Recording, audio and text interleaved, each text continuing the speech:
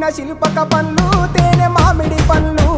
తీయంగా దిందామె తీరొక పండ్లు చిలక నేరేడి పండ్లు కాబోళ్ళు ఇచ్చిన మక్క కంకులు అవి పాల కంకులు కాల్చుకొని తిందాము కందికాయలు పచ్చి పల్లికాయలు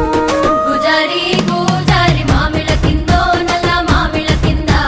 కుసుమరోళ్ళేసిన కుందన బొమ్మ అది కుందన బొమ్మ